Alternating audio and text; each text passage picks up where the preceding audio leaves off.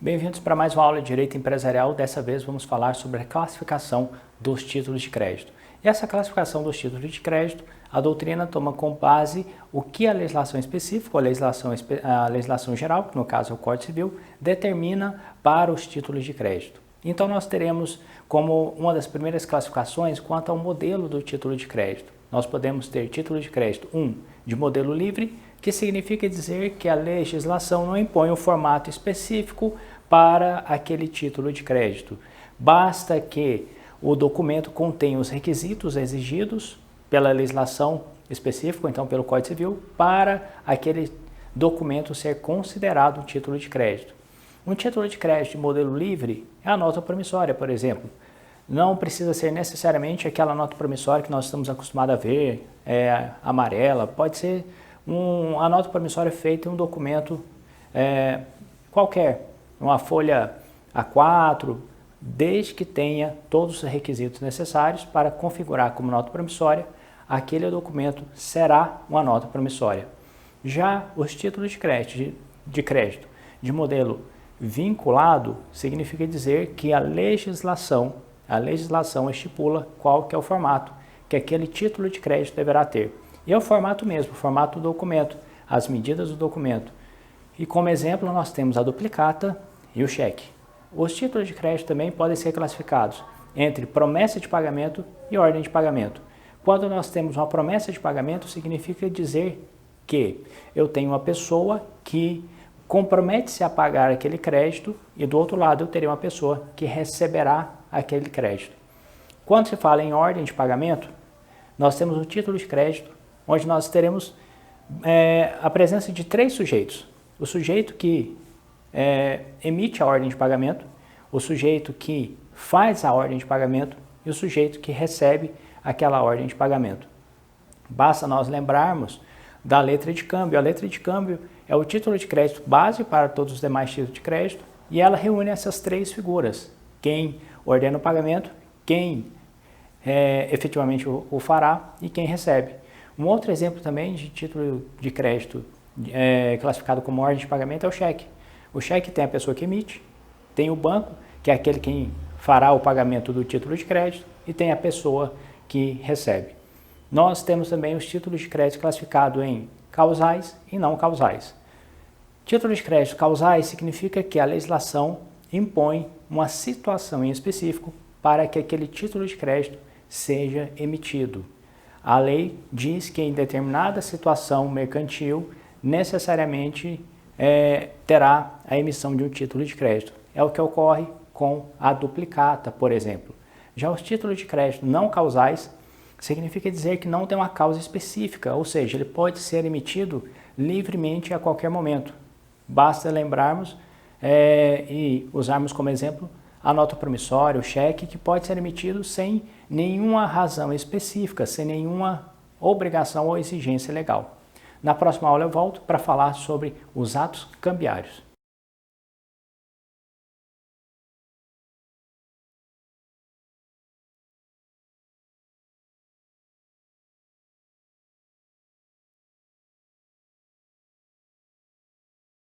Bem-vindos para mais uma aula de Direito Empresarial. Continuando sobre títulos de crédito, vamos falar sobre os principais atos cambiários. Esses atos cambiários são praticados dentro dos títulos de crédito.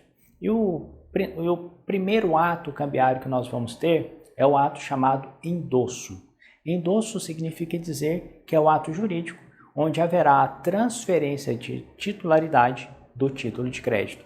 Então vamos imaginar que José é titular de um crédito e ele quer transferir esse crédito para João. Então ele vai fazer essa transferência, essa tradição, mediante um ato jurídico cambiário chamado endosso. Então, quando nós tratamos de endosso, nós temos que pensar que teremos dois sujeitos. O endossante, que é aquele que transfere, e o endossatário, que é aquele que recebe o título de crédito.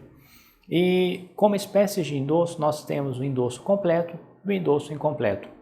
O endosso completo é aquele onde há a indicação de quem está, a indicação expressa de quem está recebendo o título de crédito por endosso. Então vamos imaginar nessa mesma situação. José é o titular do título de crédito e quer passar essa titularidade para João. Então no verso do título, porque o endosso ele deve ser dado no verso do título, pode ter uma expressão equivalente ou semelhante a essa. José por endosso a João, ou João está recebendo por endosso de José. O fato é que o endosso ele deve ter uma expressão que indique de forma clara que está acontecendo a transferência daquele título de crédito. Já o endosso incompleto é aquele que no verso do título só tem a assinatura do endossante, ou seja, daquele que está fazendo a transferência. Não há indicação expressa de quem está recebendo aquele título de crédito. Como não há indicação expressa de quem está recebendo aquele título de crédito, então o próprio portador daquele título será considerado como endossatário. Então, nessa mesma situação hipotética, José por endosso e não indica quem é que está recebendo. O portador daquele título é considerado endossatário nessa situação do endosso incompleto. Nós temos também como ato cambiário um ato chamado aval. Aval nada mais é do que um ato em que um terceiro emite a sua assinatura na frente do título, garantindo que aquele devedor vai pagar aquele título de crédito. Tanto é que o avalista ele torna-se devedor solidário do seu avalizado. Então nós temos duas figuras, dois sujeitos, o avalista e o avalizado. O avalista é aquele que presta garantia, ou seja, aquele que garante o pagamento do título de crédito. O avalizado é aquele que recebe aquela garantia dada por um terceiro. Essa garantia, ela não é a entrega de um bem, não é a hipoteca de alguma coisa. Não, essa garantia nada mais é do que a assinatura na frente do título de uma terceira pessoa, onde ela assume que aquelas obrigações serão cumpridas pelo devedor ao qual ela está prestando o aval. O ato do aval pode ser prestado no verso do título? Também pode, mas para que isso aconteça, deve ter uma expressão inequívoca, não pode deixar dúvida de que aquele ato praticado no verso do título trata-se de um aval.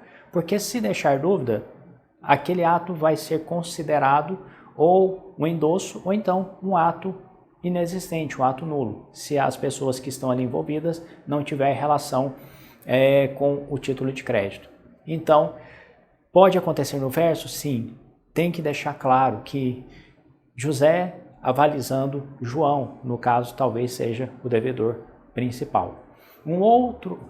Antes de ir para o aceite, que é um outro ato cambiário, o aval, como regra geral, ele pode ser total ou parcial. Então, eu posso garantir como avalista o cumprimento total da obrigação ou apenas parte daquela obrigação. Por isso que pode ter avais sucessivos e avais simultâneos. Porém, na duplicata e nos títulos de crédito atípico, que são aqueles títulos de crédito tratados dentro do Código Civil, o aval só pode ser total. Gravem bem isso daí. Na duplicata, o aval deve ser total. E nos títulos de crédito tratados dentro do Código Civil, também o aval deve ser total. Já um outro ato cambiário é o ato chamado aceite. O aceite significa dizer o seguinte, que o devedor ele vai expressar de maneira inequívoca a sua concordância em aceitar aquela obrigação de crédito. Então ele vai manifestar lançando a sua assinatura, dizendo que reconhece aquela relação de crédito e aceita cumpri-la. Então, o ato de aceite ele é um ato visto dentro da letra de câmbio e da duplicata. Quando o título de crédito ele é emitido pelo próprio devedor, como por exemplo no cheque e na nota promissória, não se fala de aceite. O aceite ele é visto em títulos de crédito onde a emissão não se deu pelo próprio devedor, se deu talvez pelo credor ou por uma terceira pessoa, e precisa que o devedor reconheça aquela obrigação e para reconhecer aquela obrigação, ele tem que manifestar o seu aceite, a sua concordância.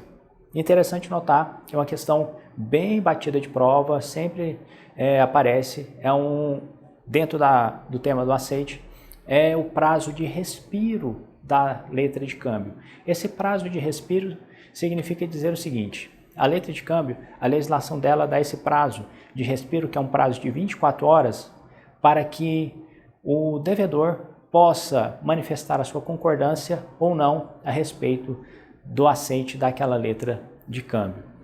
A falta de aceite, ela deve ser comprovada por um ato chamado protesto. E o protesto é o próximo ato cambiário que nós vamos falar.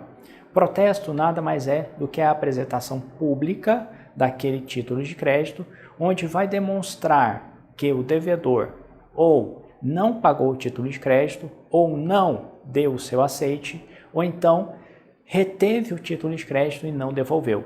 Acontece muito no caso das duplicatas e, portanto, no caso da duplicata pode haver a emissão de um negócio chamado triplicata.